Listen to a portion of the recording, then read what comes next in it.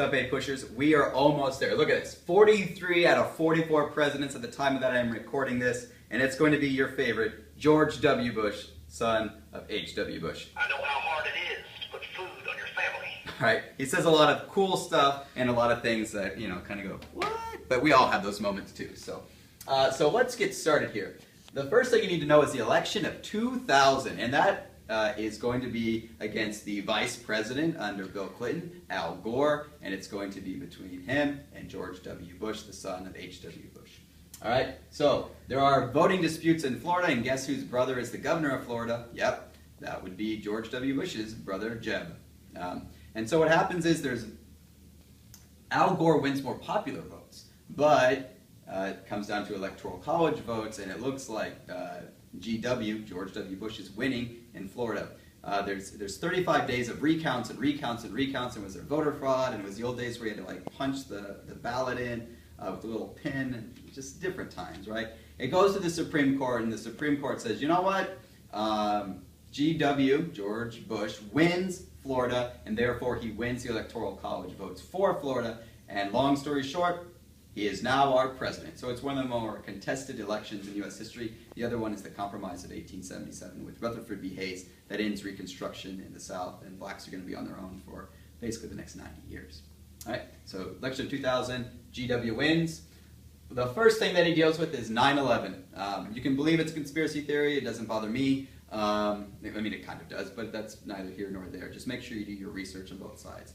All conspiracy theorists aside, what you do need to know is that the towers are attacked, and they are attacked by Al-Qaeda terrorists, and they hit World Trade Center 1, World Trade Center 2 in the Pentagon, and another point is allegedly trying to hit the White House, but it is overtaken by the people on the plane.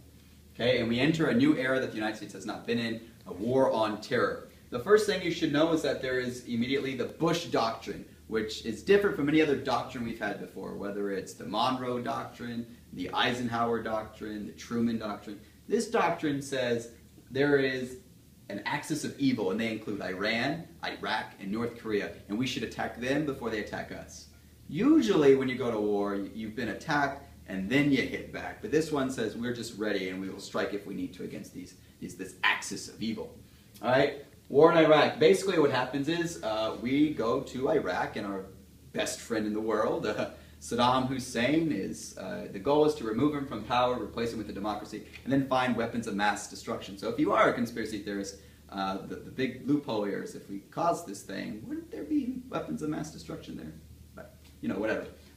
So 2003, we capture Saddam Hussein, we put him on trial, we do execute him, and President Bush says, mission accomplished. Unfortunately, mission is not accomplished because there is still fighting, and it drags on for quite some time.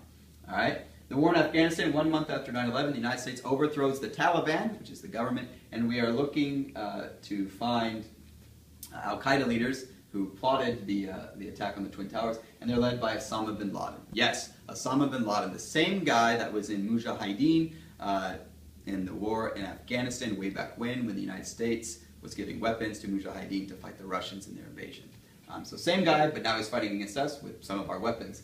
All right? Abu Ghraib, there is a prison abuse scandal that happens, which is very similar to the Philip Zimbardo Stanford prison study, where U.S. troops are treating inmates very poorly. You have Guantanamo Bay, where we use we approve the use of, you can call it torture, but the United States calls it enhanced interrogation techniques, which includes waterboarding and sensory deprivation. Hamdan versus Rumsfeld said that, well, we can't hold prisoners indefinitely because the Geneva Accords, which is the rules of war that we created after World War II, also applies to the United States. In other news, the United States is going to withdraw because countries don't approve of us going to war in Iraq or other places, so we withdraw from several security councils on the UN, we withdraw from several environmental things, and we withdraw from several arms limitation treaties because we're at war and France isn't at war and they don't approve. Okay? The war at home. What you need to know, if it's war, civil liberties in the United States go down. Whether that's habeas corpus during the Civil War, whether that is Executive Order 9066 during World War II, civil liberties in America go down. It's like the Alien and Sedition Acts under John Adams, the Espionage and Sedition Acts under Woodrow Wilson during World War I. Civil liberties down during times of war. Patriot Act gave government authority, greater government authority to take care of terrorism, increased searches, and they can hold foreigners for 7 days at the airport if they need to. Just, oh, you're from a strange country? We're going to hold you for 7 days. But I'm only here for 7 days. Well, we're still going to hold you. All right? Do a background check. Department of Homeland Security absorbs immigration services, and the goal is to protect the United States from a couple different things. First, terrorism, and then immigration, some issues surrounding that, and then also natural disasters. Okay?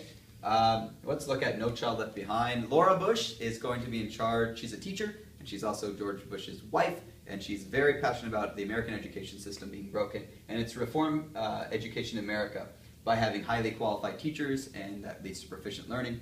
And the state can take over for poor performing schools. Unfortunately, some states are so desperate for funding that they will lie on the exams, and it's kind of an epic fail. It's a great idea. Don't get me wrong, as a teacher, it's a great idea, but it hasn't been put into effect really in the best of ways. And so standardized tests still continue to be the way to determine if a school is good or not so good. Hurricane Katrina, Gulf Coast. Basically, you have 1,800 people die total. It happens in New Orleans. FEMA, the Federal Emergency Management Agency, is slow getting there, and so you're going to have the black population and the poor side of town really suffer because of this, and it creates a lot of outrage from them. In other news, the housing crisis of 2008, there are signs of it falling apart, and this is kind of the same story that happened under H.W. Bush's presidency, so it's kind of this weird irony.